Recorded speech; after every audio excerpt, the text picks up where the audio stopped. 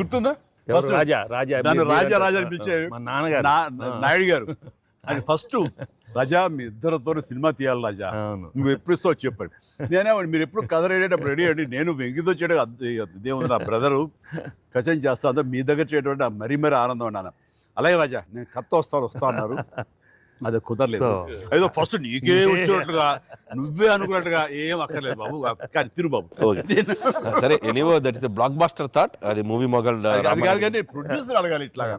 మీరిద్దరికి వెంకితోటి చేయాలని మాకు అనిపించిన తర్వాత, మీ దగ్గర ప్రపోజల్ పెట్టిన తర్వాత, మీరు బడ్జెట్ వైజ్ కానీ ఇంకో రకంగా కానీ ఇద్దరు భరించగలం అన్న టెన్షన్ కానీ ఏదైనా అనిపించిందా? అయితే వావ్ గుడ్ ఐడియా వావ్ అనిపించింది. ఆయనకి అలాగే మనకి ఎప్పటి నుంచో అనుకున్నాం కదా వెంకీ సార్తో చేయాలి మనం, వీ షుడ్ నాకు ఎప్పుడు మీకు అనిపిస్తుంది. So I have been waiting for that time. So luckily ఇప్పుడు అనిల్ గారు ఐడియా తోటి దిస్ డ్రీమ్ కేమ్ ట్రూ. అది ఇంకా ప్రొఫెషనల్ ఇది లేదు కాబట్టి కానీ బాగా రాడు తేలిన సాహు ఏమో చెప్పాలి ఈ విషయం. లేదు సార్, ఎప్పుడైతే అసలు ఇద్దరు కలిసి సినిమా చేయడం అనేది అది డ్రీమ్లో కూడా రాదు సార్. ఒక పెద్ద హీరోతో చేయడం అనేది ఎవరైనా ట్రై చేస్తారు, అవుతుంది. కానీ ఇద్దరు పెద్ద హీరోలతో కలిపేది అనేది మన డ్రీమ్ కూడా రాదు. అది నాకైతే అసలు ఇద్దరు ఉన్నారనగా నాకు ఇంకేం అర్థం కాలేదు. కొన్ని రోజులు అయితే నేను అనిల్ని పిచ్చెక్కిచ్చేసాను.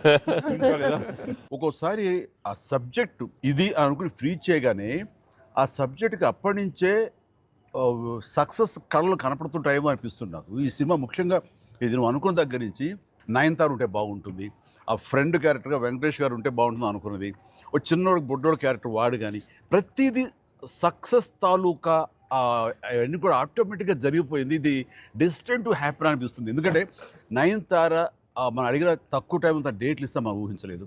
ప్లస్ మనం అనుకున్న దానికి తను ఏమైనా ఓవర్లోడ్ అవుతుందేమో ఇన్ టర్మ్స్ ఆఫ్ బడ్జెట్ కానీ ఇలా అన్నీ అనుకున్నాం, కానీ అన్నీ అలా కుదురుతూ వచ్చినాయి. ఇంకా మీ అదృష్టం ఏంటంటే మంచి సీజన్లో పట్టాం ఈ సినిమా. అండ్ ఇవన్నీ దీన్ని ఎలా చూస్తున్నావు నువ్వు? ముఖ్యంగా అమ్మాయి ఈ సినిమా కుదరటం అని ఎలా చూస్తున్నావు? అంటే ఫస్ట్ నాకు ఇప్పటికీ ఆశ్చర్యం, ఎలా ఒప్పించావు అమ్మాయి చేత ఇవి ప్రమోట్ చేయించడం అన్నది? అంటే ఫస్ట్ చాలా మంది ఆప్షన్స్ అనుకున్నప్పుడు సార్ నాకు మైండ్లో కొడతా ఉంది, మీకు వేలు చూపించి వార్నింగ్ ఇవ్వటాలు, మీ ముందు అలా అసలు మీరు అమ్మాయిని చూసి కొద్దిగా